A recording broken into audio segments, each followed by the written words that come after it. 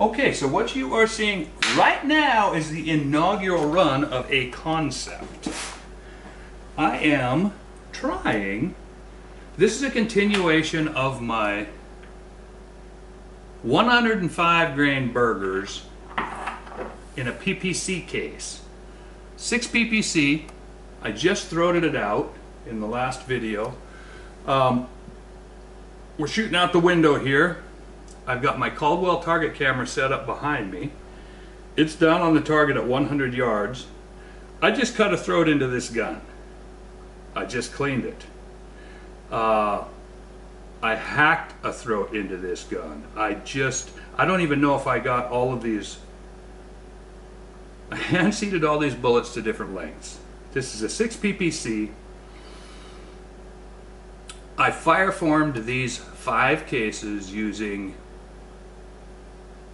some 108 Uber bullets. They don't seem to have a pressure ring on them at all. These cases are not fully blown out. If you can see it in the light, you can still see the ring around them. They haven't popped out yet. The simple fact is it's going to take a couple of firings to get rid of the artifact that's left from neck turning in here. First of all, these were 220 Russian cases that I blew out. Then when I turned the necks, because I blew them out, there's some thick brass up into the neck. It made a donut. I ran it onto a mandrel and pushed the donut to the outside, but when I turned them, there's the remnants of a donut that are still going to be there until I get these fully popped out. The Uber seated and went down past the donut. I fired 5 of them. They were junk bullets that I had deformed. I just wanted to run up to a pressure. I ended up with 30 grains of Varget, and I got 2,700 feet per second out of a PPC case and 108 grain bullets with a short throat. So I went in, I crammed a throating reamer down in there. I didn't even guide it. I literally ran it down and cranked it out by hand. I extended the throat. The first dummy that I had loaded actually seated. So I went and loaded up 5 rounds, and I seated them by hand. I didn't even run them down to a stop. I ran down till I thought I felt the donut. So these are all seated at different lengths. I don't know how many of them are going to go in, but this is a test of concept. I am going to find out, can we shoot and get a readout in real time on the screen behind me, and will it pick up on the camera? So here we go. First time, first thing. We're doing something that's maybe never been done before on camera that I know of.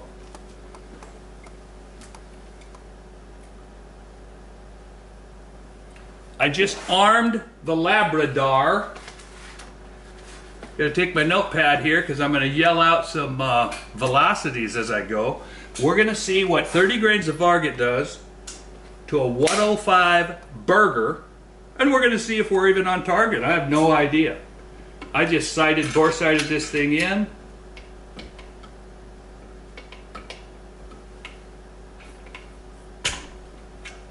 Well, this one seems to be seated too long, so we'll try another one. Got that one deep enough. Let's see if it shows up on the target. This is a test, only a test.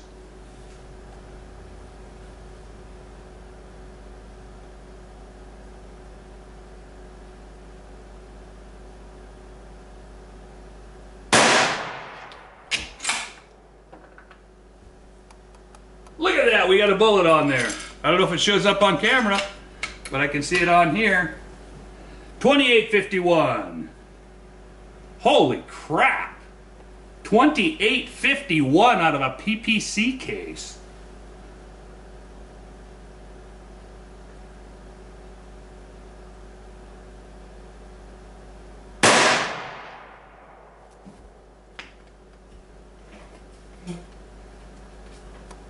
.2887, and we pressured that one out.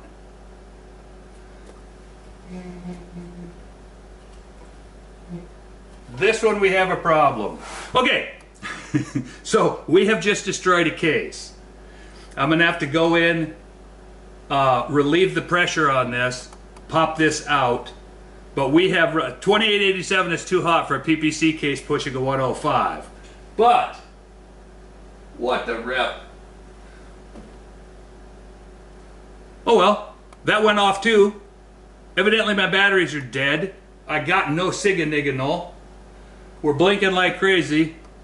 So, there we go. I'm going to go run this up on the computer and see if I can see the bullet holes in that. Again, we're testing a concept. So, I can take this off. I don't know if that second bullet hole showed up down there or not.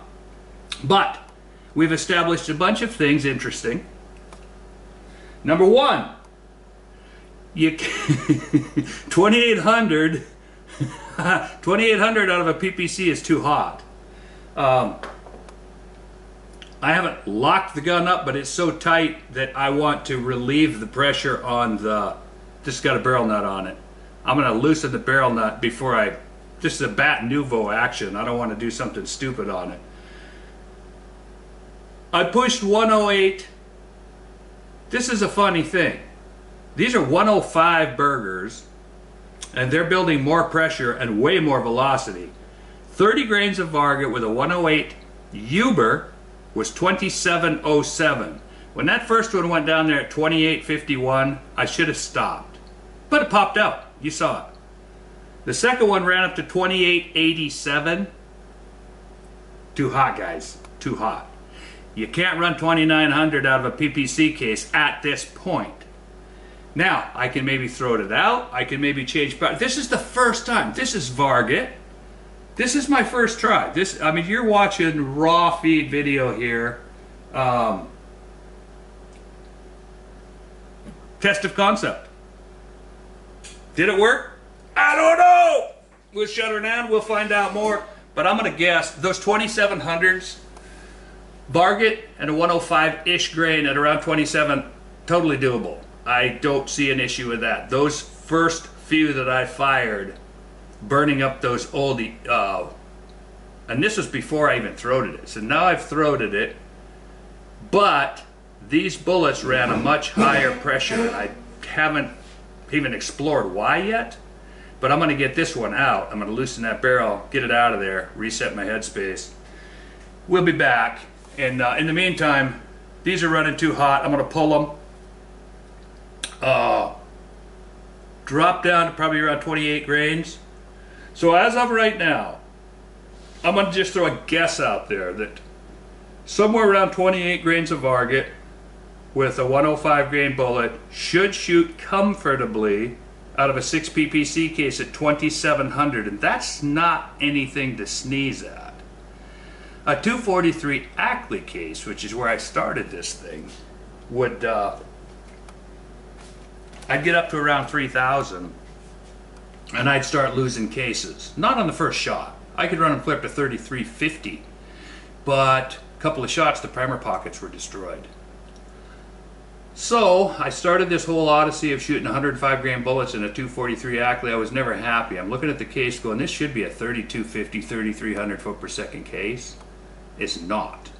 Because of the hydraulics of the large flash hole, the large primer pocket, too much pressure bled back in. It expanded the case, even on Lapua. Even on the Lapua case, it expanded too much. So I just ditched on the whole. 243 Ackley had some other problems for me, and so I ditched on it. I went to the 6BR. I was able to comfortably run the 6BR up to 2900, and by doing some cheating, I could run it up to 3000. And I think anybody who's really spent time with the BR can tell you that if you run the throats all the way out, if you run an oversized chamber like I do, by a couple of thou, throated correctly, you can get up, but it's comfortable to run at 2800. I'm going to say the PPC case is going to run comfortably at 2700. And that ain't bad, my peoples. That ain't bad at all.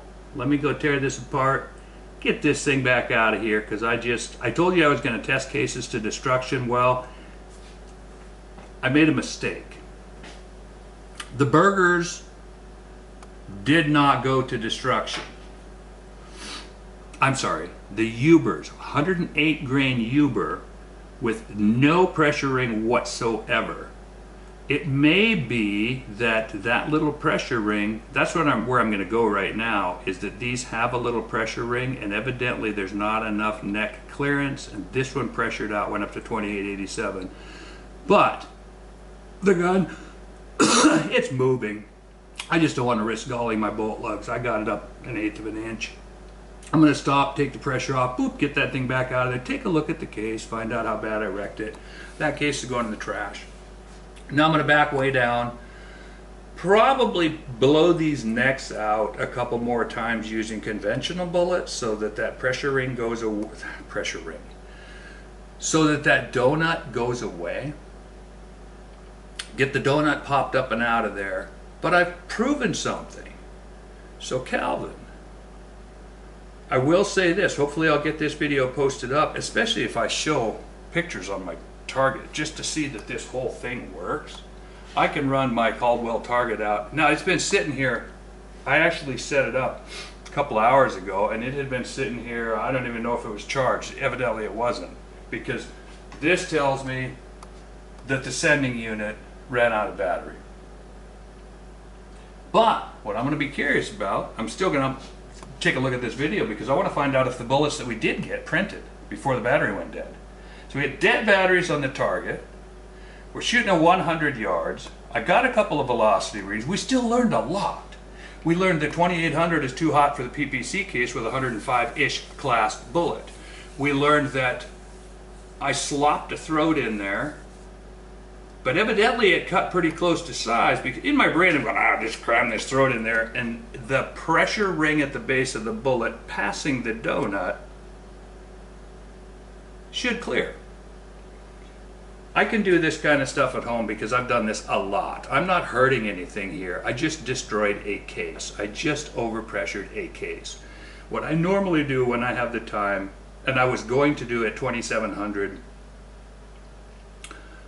I expected these to go out at 27 to 2750. I did not expect interference on the pressure ring or the donut. But evidently that powder,